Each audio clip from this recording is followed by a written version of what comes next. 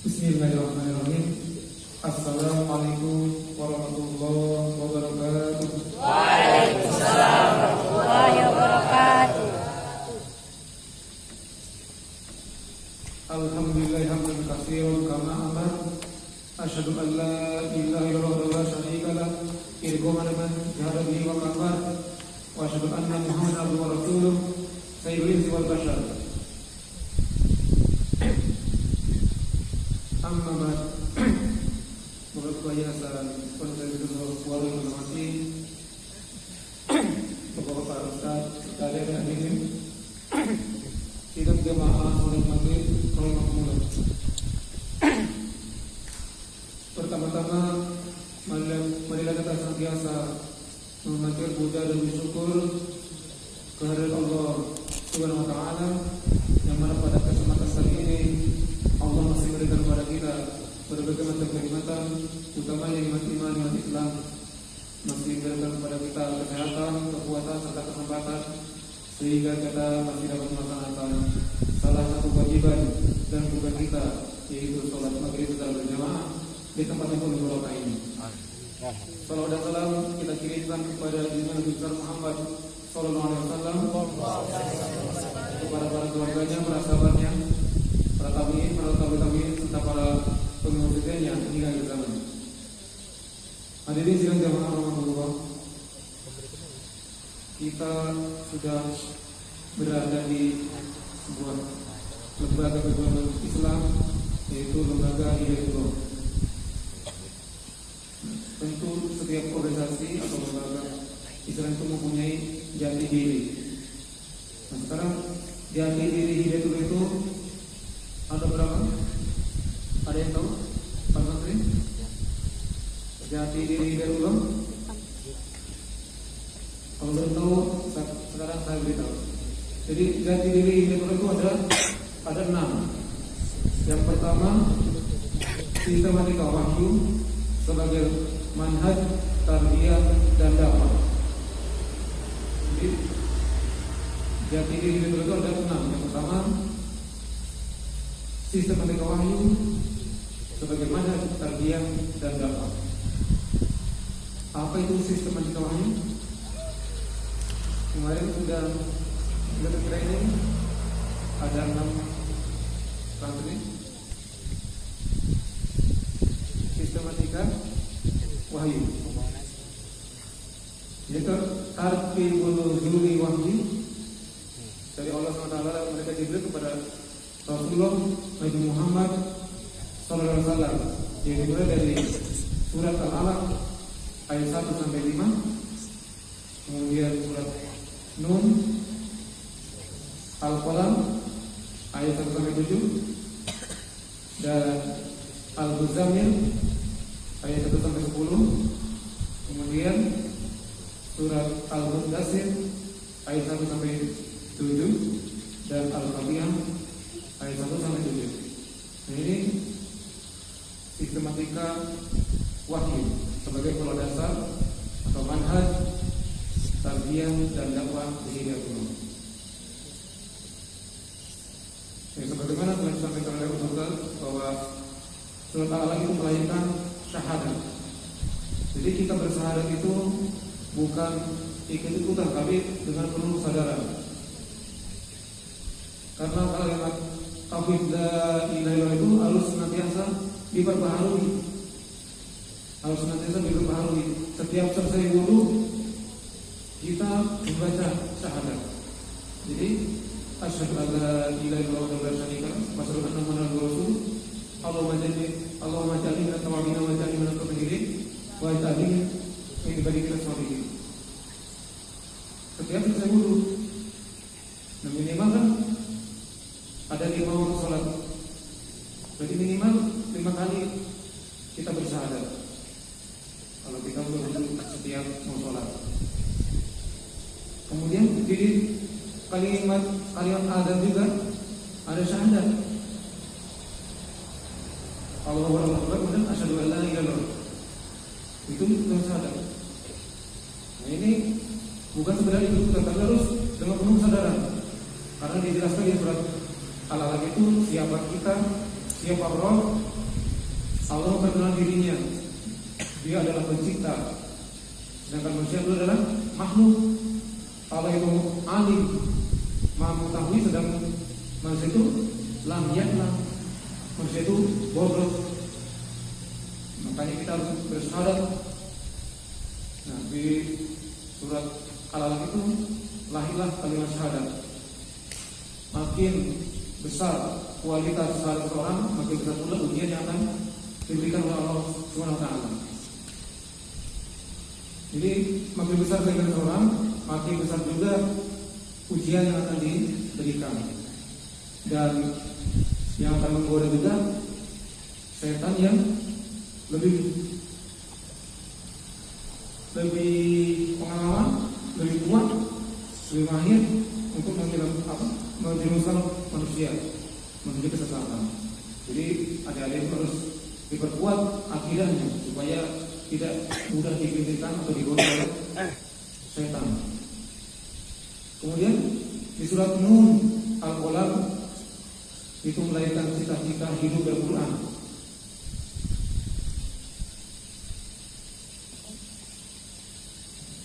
Untuk melaksanakan Al-Quran itu harus mengimplementasi wahyu, yaitu di surat Al-Muzammil. Nah, di surat Al-Muzammil ada 7 azimat, kan? Ada 7 azimat yang diberikan oleh Allah SWT untuk membekali, membentengi manusia agar bisa melaksanakan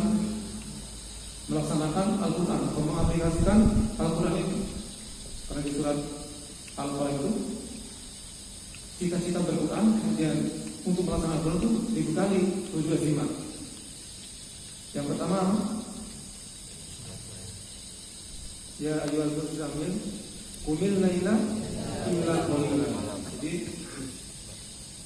setiap kali kita dulu harus qumil laila illa qalila, salat malam. Yang kedua, baca Quran. Waratil Qur'ana tartila. Jadi senantiasa membaca Al-Quran. Ya, sebagaimana iklan di TV itu kan, iklan itu kan penuh dengan kebohongan. Karena disampaikan dengan terus menerus secara kontinu, maka dianggap sebagai suatu kebenaran. Padahal itu iklan itu semua itu penuh dengan kebohongan.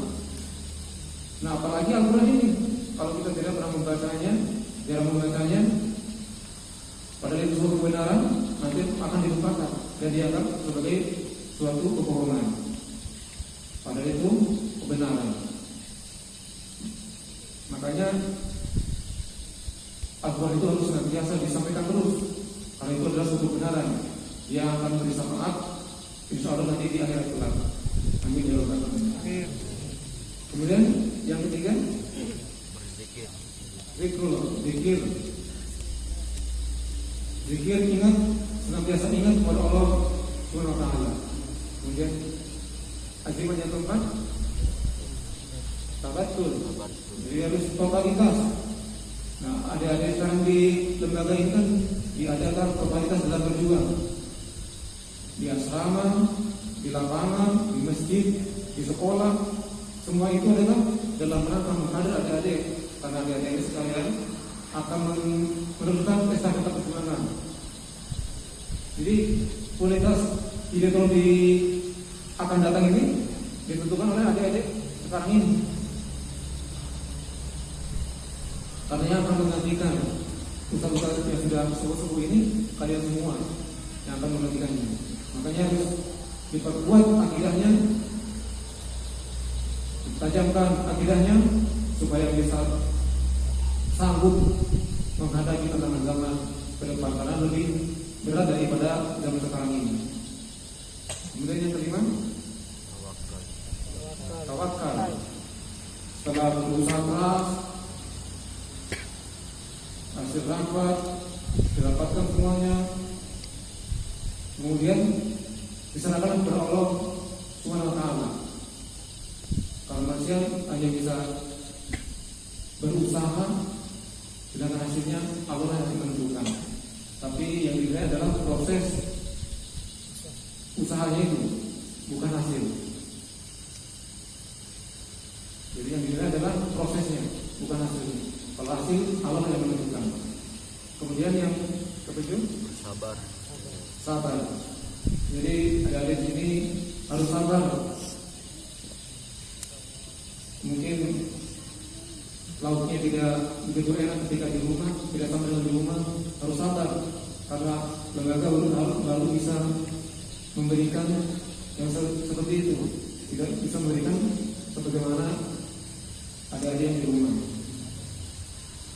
Jadi kemudian di dalam proses belajar juga harus sabar karena belajar itu memerlukan waktu yang lama, tidak instan, perlu kesabaran karena dari sekarang aja sampai tua nanti harus senantiasa bersabar. Nah itu di surat Al-Muzammil. Kemudian di surat Al-Mudaththir masih juga diperintahkan kita untuk bersabar. Setelah kuat, setelah mengintai sesuatu tadi, barulah kita diperintahkan untuk berdakwah, mengajak kepada manusia. Ya ayyuhal mudaththir qum fa'anzir. Wahai orang-orang yang berselimut, bangkitlah. Nah, kum ini maksudnya bangkit sholat malam juga.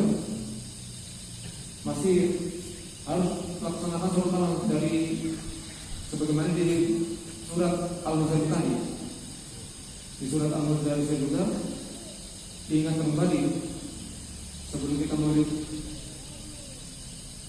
penyampaian ajakan kepada makmum, kita juga harus melaksanakan yang mulai qum fa'anzir wa rabbaka fakabir. Kemudian dan Tuhanmu dan Rabbmu agungkanlah. Jadi kita semua ini kualitasnya sama, berasal dari zat yang sama, dari Allah. Kita itu hina, kita itu bodoh, kita tahu apa-apa. Maka yang maha besar yang diagungkan hanya Allah Subhanahu wa taala. Wasiyabaka fatahhir, dan pakaianmu sucikanlah, bersihkanlah. Ini kalau kita di dalam baca di dalam tafsir, ini maksud wasiyabaka fatahhir itu bisa pakaian yang kita gunakan ini kita pakai, bisa juga penyembahan terhadap berhala. Jadi kita diperintahkan meninggalkan berhala. Kalau zaman Nabi Muhammad SAW hidup dulu, berhala berupa Al-Lata, Al-Manat, Al-Uzza. Nah kalau sekarang lain lagi berhalanya, banyak berhala. Berhala itu sesuatu yang diagungkan, yang disembah, yang dimuliakan, yang dielulukan, itu berhala. Warudza fahdu, warudza fahdu, dan perbuatan dosa tinggalkanlah. Jadi kita tetap diperintahkan untuk berhijrah. Di surat Al-Muzammil diperintahkan berhijrah, di surat Al-Mudaththir juga kita diperintahkan untuk berhijrah. Itu sistematika wahyu. Kemudian surat Al-Fatihah ayat 1 sampai 7. Nah ini dulu kemudian ciri khas dalam perjuangan membuat kampus-kampus Mina itu berada di Islam dari Sabang sampai Merauke. Setelah kita mendapatkan lahan atau teritorial untuk melaksanakan atau mengaplikasikan syariat Islam, maka kita diperintahkan untuk memuji Allah Subhanahu wa taala. Itu alhamdulillahirabbil alamin. Karena semua itu hanya Allah yang Maha Mulia, Allah yang Maha terpuji, sedangkan manusia tidak mempunyai pujian, tidak mempunyai kehormatan. Yang mempunyai kehormatan hanya Allah Subhanahu wa taala, dan kita itu hina-hina. Kita dimuliakan orang karena orang lain tidak tahu, tidak mengetahui aib kita. Manakala orang lain mengetahui aib kita, misalnya mereka tidak akan menghormati kita. Jadi kita harus bersyukur kepada Allah Subhanahu wa taala. Ternyata Allah masih menutupi aib kita sehingga orang masih menghormati kepada kita. Orang masih menghormati kita karena aib kita ditutupi oleh Allah Subhanahu wa taala. Dan kita tidak boleh mengumbar aib kita, tidak boleh menceritakan aib kita. Bagaimana kita mengubah sementara Allah menutupinya? Jadi di surat Al-Fatihah kita diberitakan untuk memuji Allah Subhanahu wa taala. Kemudian jati diri orang yang kedua adalah Ahlus Sunnah wal Jamaah. Yang pertama, sistematika wahyu sebagai manhaj tarbiyah dan dakwah. Kemudian yang kedua, Ahlus Sunnah wal Jamaah. Jadi hidayah itu pahamnya Ahlus Sunnah wal Jamaah, bukan Syiah, bukan Mu'tazilah, bukan Jabariyah, bukan Qadiriyah. Jadi paham kita itu Ahlus Sunnah wal Jamaah. Kemudian yang ketiga, Al-Harakah Al-Jihadiyah Al-Islamiyah. Jadi lembaga itu adalah pergerakan jihad Islam. Al-Harakah Al-Jihadiyah Al-Islamiyah. Jadi jelas yang diperjuangkan adalah jihad Islam. Kemudian yang keempat, Imamah wal Jamaah. Jadi dia dulu menerapkan kepemimpinan Imamah wal Jamaah. Yang dulu ketika yang merintis Ustaz Abdullah Said almarhum Al-Yarham, beliau itu parlenso karena beliau yang mencetuskan ide sistem Madinah Wahyu, kemudian yang merintis berdirinya Hidayatullah. Waktu itu masih sebagai lembaga sosial pondok pesantren. Nah, ketika tahun 2000 Hidayatullah bermetamorfosis dari orsos menjadi ormas, organisasi kemasyarakatan. Jadi lembaga tersebut ke lembaga terbuka. Itu prosesnya sungguh sangat lama. Sejak Ustaz Abdullah Said masih hidup, beliau sudah memerintahkan Ustaz Ahsan Ibrahim, Ustaz Usman Farisi untuk merintis di Jakarta membentuk Dewan Pimpinan Hidayatullah. Beliau itu masih sakit dulu. Nah, kemudian Ustaz Abdurrahman Muhammad terpilih sebagai pemimpin Hidayatullah. Beliau merasa tidak sanggup seperti Allah ya Ustaz Abdullah Said. Maka dibuatlah sistem kepemimpinan itu sistem kolektif. Ada Dewan Eksekutif, Dewan Pimpinan Hidayatullah, Dewan Pimpinan Pusat Hidayatullah, kemudian Dewan Syuro dulu. Nah, sekarang berubah lagi menjadi Dewan Mutakarrah, Permanisi Mutakarrah, DPP. Nah, karena beliau merasa tidak sanggup, dibuatlah sistem kemudian kolektif. Jadi ada dewan-dewan, majlis-majlis. Kalau untuk eksekutif dari DPP untuk tingkat nasional, DPW untuk tingkat provinsi, DPD untuk tingkat kabupaten, DPC itu tingkat kecamatan, DPR untuk tingkat desa. DPR itu Dewan Pengurus Ranting. Kalau dulu istilahnya Dewan Pimpinan, karena Dewan Pimpinan dulu kan ada Dewan Pimpinan Pusat, Dewan Pimpinan Wilayah, Dewan Pimpinan Daerah, Dewan Pimpinan Ranting. Nah, dulu ada anggapan setiap DPD itu terus raja di tempatnya berkuasa. Nah, ada anggapan seperti itu, makanya dirubah istilahnya, bukan Dewan Pimpinan lagi, dirubah menjadi Dewan Pengurus. Jadi sekarang Dewan Pengurus Pusat, Dewan Pengurus Wilayah, Dewan Pengurus Daerah, Dewan Pengurus Ranting. Jadi pimpinan umum hanya satu, Ustaz Abdurrahman Muhammad. Beliau membawahi di bawahnya lagi Dewan Pimpinan Pusat, Dewan Pengurus Pusat, Dewan Pengurus Wilayah, Dewan Pengurus Daerah, Dewan Pengurus Ranting. Itu perubahan-perubahan istilah. Jadi imamah dan jamaah. Jadi imamnya adalah Ustaz Abdurrahman Muhammad. Sekarang kita ini sebagai makmumnya.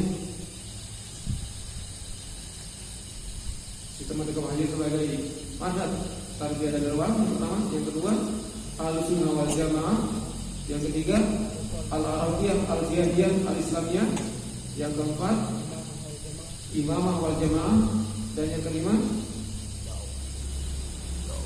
Jama'atun minal muslimin. Jadi hidayah itu sebagai jamaah kecil dari jamaah yang besar, jamaahnya kaum muslimin. Jadi hidayah itu sebagai jamaah kecil dari jamaah kaum muslimin yang besar terdunia. Karena hidayah itu kan baru lahir di Indonesia, belum mendunia. Jadi yang diperjuangkan nanti untuk mendirikan khilafah. Khilafah itu suatu kesepakatan dari kaum muslimin mengangkat seorang khalifah. Jadi bukan seseorang yang memproklamirkan diri sebagai khalifah. Jadi bukan seseorang yang memproklamirkan diri, tetapi kesepakatan kaum muslimin internasional menyepakati seseorang yang diangkat sebagai khalifah. Itu yang benar ya. Jadi jangan sampai nanti ada ini ada orang yang mengaku dirinya khalifah. Antum harus berbayar kepada saya, kalau tidak dibunuh. Itu paham besar. Yang betul nanti seluruh jamaah kaum muslimin internasional menyepakati mengangkat seorang khalifah. Nah, setelah disepakati kita berbayar kepadanya. Ini yang dirinci dulu terciptanya khilafah Islamiyah. Jadi jamaatun minal muslimin, jamaatun minal muslimin. Kemudian yang keenam wasatiyah, artinya pertengah, wasit. Jadi hidayah itu harus menjadi wasit, menjadi penengah-penengah. Karena aliran di dunia ini ada aliran ekstrem kanan dan ekstrem kiri. Kalau ekstrem kiri komunis, ekstrem kanan kapitalis. Nah, Islam ini wasatiyah, tengah-tengah. Jadi moderat, tidak ekstrem, tidak juga terlalu lemah. Jadi pertengahan. Nah, untuk semua itu harus mempunyai ilmu. Jadi adik-adik harus berilmu untuk menjadi wasit di dunia internasional nanti. Jadi apa yang sebutkan jadi diri kita tadi, Umar? Yang pertama, sistem lagi sebagai manfaat, manhaj, kajian, dan dakwah. Yang kedua, al-sunnah wal jamaah. Yang ketiga, al-harokah, al-jihadiyah, al-jihadiyah, al-islamiyah. Yang keempat, imamah wal jamaah. Yang kelima, jamaatun. Kelima, keenam, wasatiyah. Jadi pertengahan. Sudah masuk kita ini. Ya, barangkali demikian apa yang dapat disampaikan. Semoga ada guna dan manfaatnya.